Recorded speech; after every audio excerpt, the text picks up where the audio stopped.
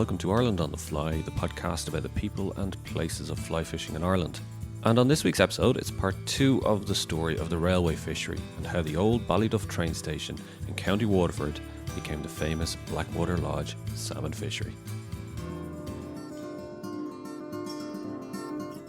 While Steen Powell's dream of fishing the Blackwater became larger and more persistent, Glenda Powell too dreamt of a quiet life, consumed with nature and angling.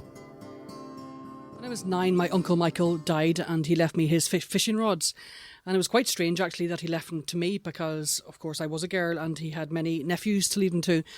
But I used to love watching him making flies. He could see something in me at that time that was a little bit special, and he knew that I had some sort of love for the sport even at that time, even though I had never fished. Before school and after school, I went fishing, and even, quite frankly, sometimes when I should have been in school, I also went fishing. It was just a passion. Glenda now settled on the Blackwater River and is one of Ireland's most experienced fly fishing instructors and guides. When I was 18 and I was still in school, I really didn't want to go to college and go on to be a nurse or a secretary. I really, really wanted to go fishing and to be able to teach fishing for the rest of my life.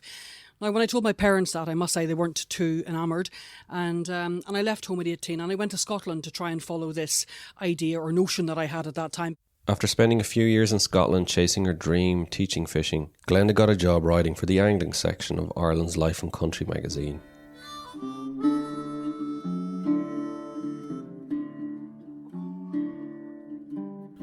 And one reporting job took her to the Blackwater, where she was overcome with its beauty and perfection.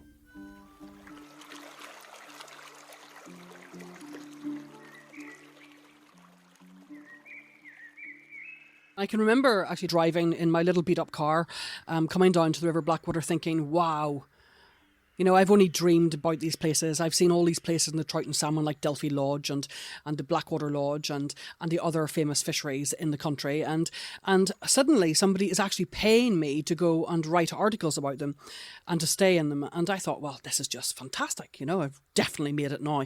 And so, of course, I arrived at the Blackwater Lodge and went fishing for a couple of days. And I really absolutely loved the place.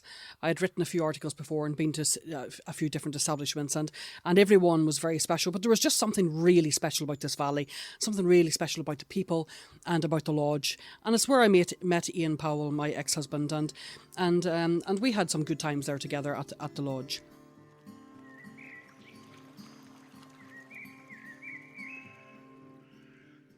It was something special. In fact, when I was leaving after my first trip, I wrote a poem. I was halfway up the road, and everything that had happened at that time had came together. And I thought, I just must stop and write something. And what I wrote at that time was something that I called Earthly Utopia. And it goes like this. Imagine a dream, and in it the earth stands still. For time is of no importance in this place. Focus only on the rolling hills, the lush emerald trees, the scuffle of an otter in its search for food, the brilliant blue of a damselfly as it rests on a rush, the sunlight revealing the mating dance of the mayfly, a glimpse of silver and a splash as a salmon makes her way upriver to spawn. Sheer beauty as a wide river meanders to the sea. But this place is not in heaven, it is here in Ireland, the majestic Munster Blackwater, often referred to as the Irish Rhine for its sheer beauty and size. And as Shakespeare once wrote, may all your dreams become reality.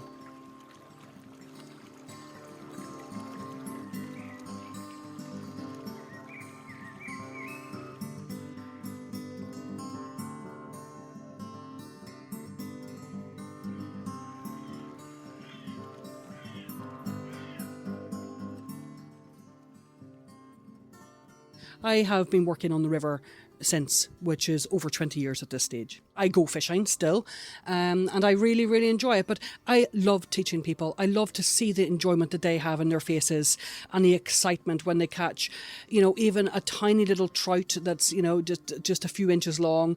Or this year we've had salmon over 22 pounds in weight. And I watched a lady catch her first ever salmon this year that was 22 pounds. We released it and it was just amazing to see the reaction that she had.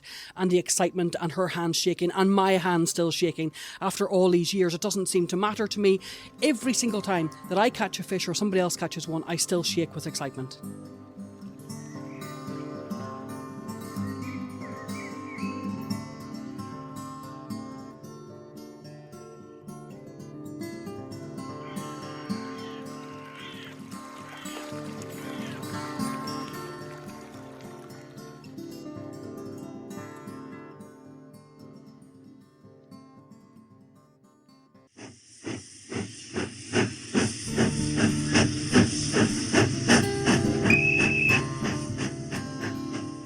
The railway line was built in 1882 and it closed down in 1967.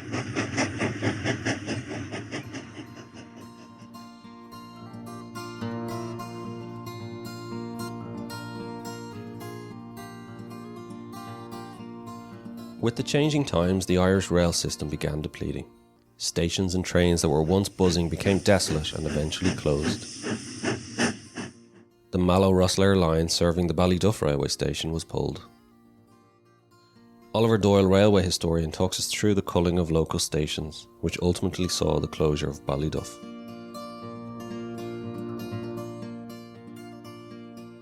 There were far too many stations in, say, this side of the war, 1945 onwards, and there was a big culling of small stations in the 1960s. Now, Ballyduff wasn't one of those. It survived to the closing of the railway.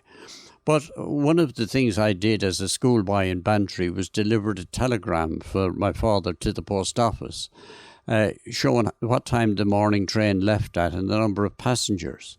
And it was always in single digits. And I knew even as a boy going to school that there was no hope for the railway there.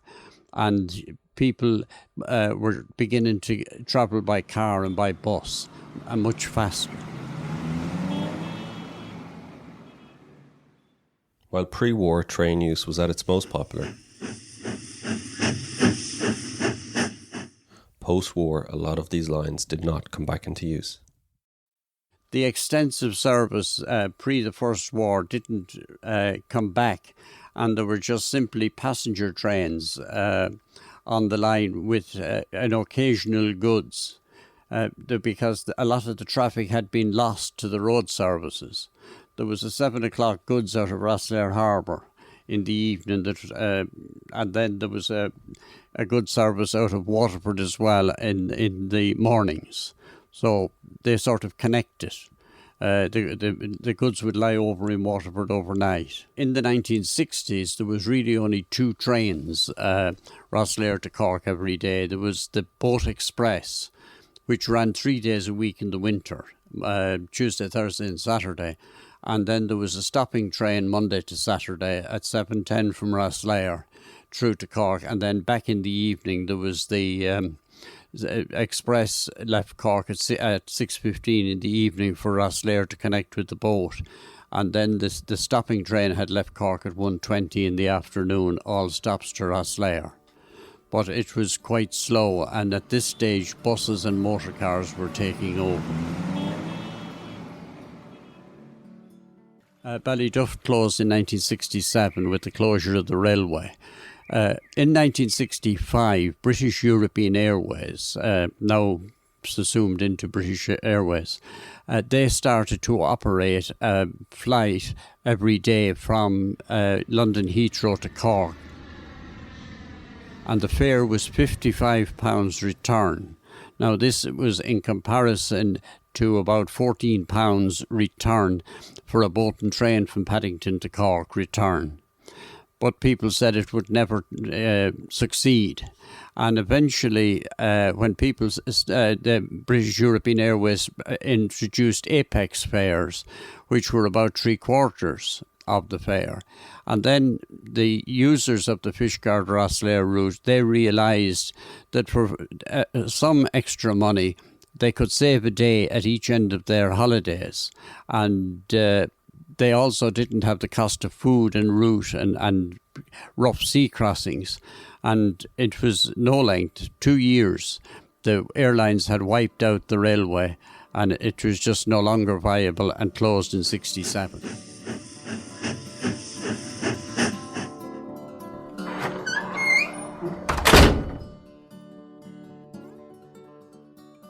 But that was not to be the end for Ballyduff railway station. Fast forward a few years, and the same station, which was at the heart of the Waterford village for many decades, was to lend its limestone walls to another budding venture.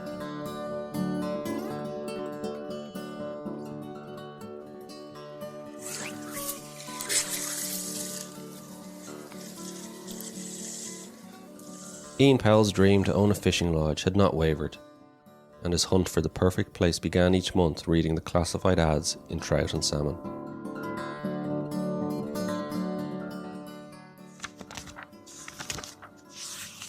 Started looking through my usual bits at the back, the reports and the adverts, and what did I see but Blackwater Lodge for sale. At the time, the phone number of the lodge was Ballyduff 35. Eventually I got in touch with the guy, by which time he said to me, well, I'm sorry, but it's already been sold to a Welsh couple. We got on very well, so I arranged with him that I would come over and spend a weekend. So I flew to Dublin, he picked me up, brought me down to the lodge. We went out fishing for a day and a half. So I was able to see the lodge, see the river.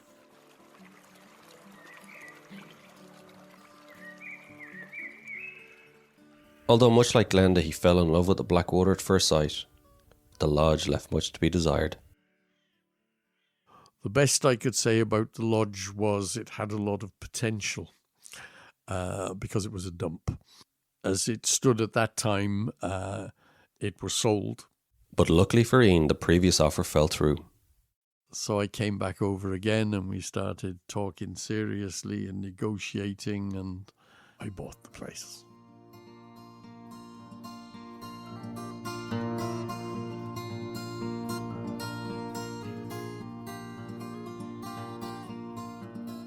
The Blackwater Lodge became known as a centre for salmon fishing in Munster.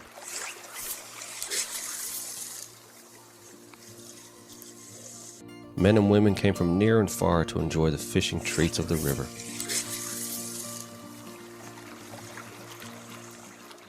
The doors opened on the 31st of January 1986, and there I was, knowing absolutely nothing about running a lodge, hotel as it was, a bar, or a fishery.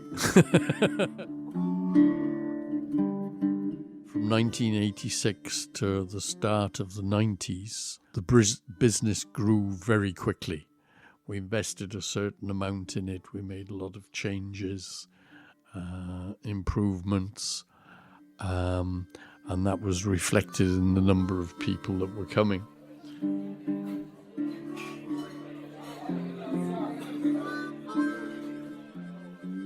I used to call it the complete Isaac Walton Angling Centre.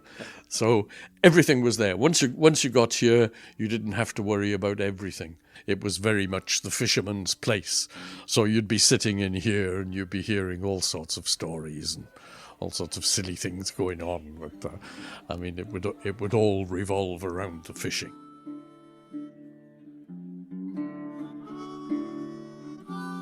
It was a very good facility, purpose-made for people that were coming on fishing holidays, and was a real magnet for the area. It provided a lot of people coming into Ballyduff, spending money in the pubs, spending money in the shops.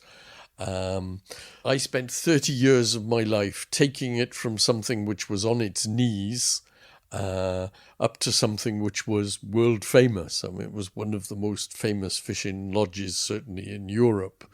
And at one point we had 18 fishing beats on the river, which was absolutely huge. I mean, we were by far the biggest salmon fishing establishment certainly in Britain and Ireland, and probably on the continent as well.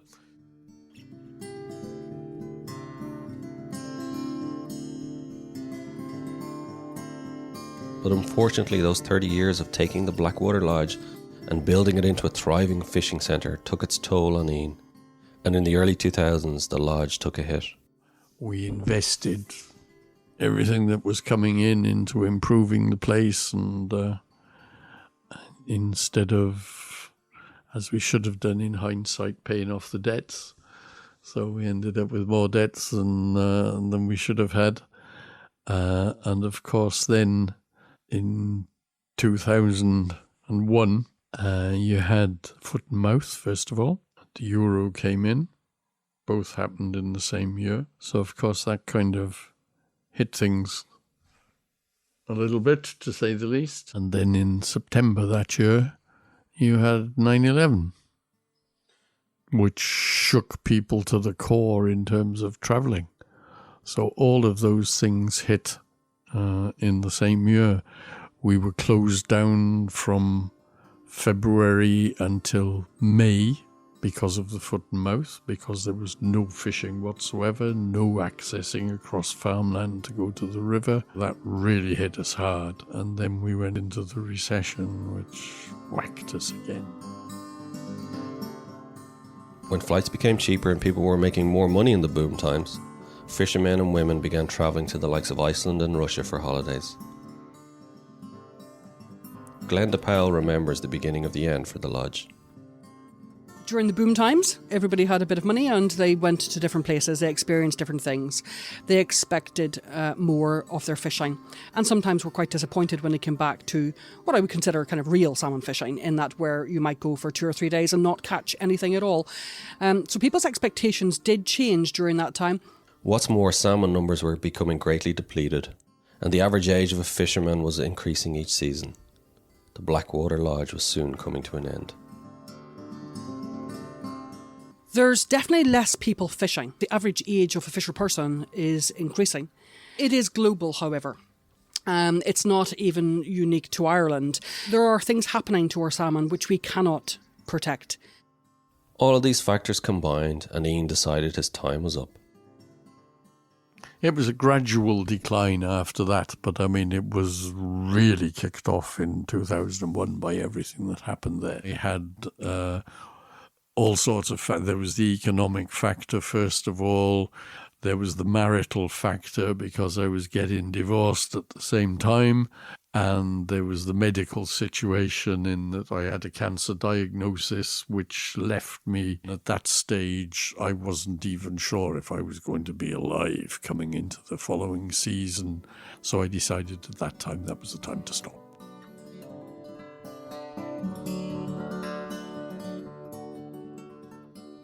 It was a very valued part of the economy of the valley, and Ballyduff in particular. From that point of view, it was very hard. The times, they were changing, and with the closure of the lodge came the closure of many shops as well in this little village. When I first arrived, Ballyduff was extremely vibrant. We had 2 shops, we had a post office, we had 5 pubs, can you imagine? And we had a hairdresser, and there was lots and lots going on, a very large hardware shop. It's changed a lot. We've found a lot of the shops have closed down, and a lot of the people that were once lived in a village have moved, and I felt maybe they had to move to closer to the major cities around to find work. And especially the young people, I feel that the villages have lost a lot of its young people. Although the lodge isn't open now, salmon fishing on the Blackwater is still alive and well, and Glenda remains positive.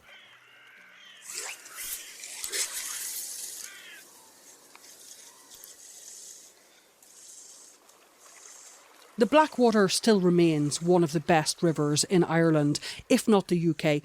And in fact, when I first arrived, people were saying, oh, you should have been here 20 years ago because it was brilliant then, And I thought it was brilliant then. And to be honest, I still think it's brilliant now.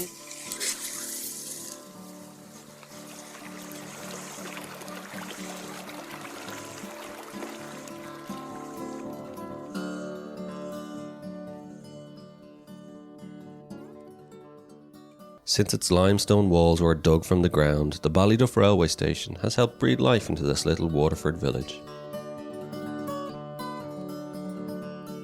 And decades later, after its closure, Ian Powell's dream of his very own fishing lodge has helped continue this cycle and breathe life into the abandoned station.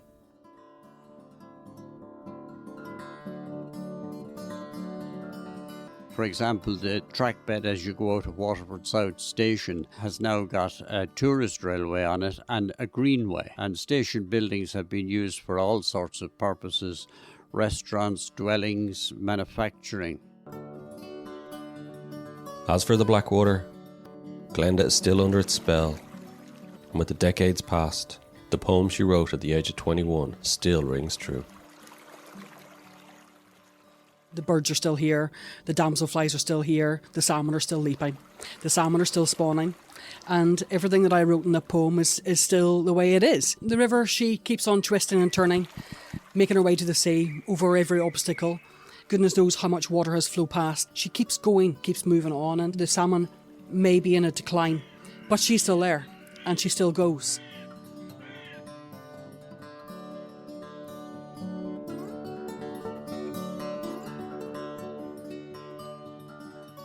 I always say it's no point worrying about the things you can't change, and you can't change what's gone on. It was great fun. I sit down with a couple of the gillies that live locally now, and we talk about the great times that went on here, because it was such fun to run in the time when it was really humming here.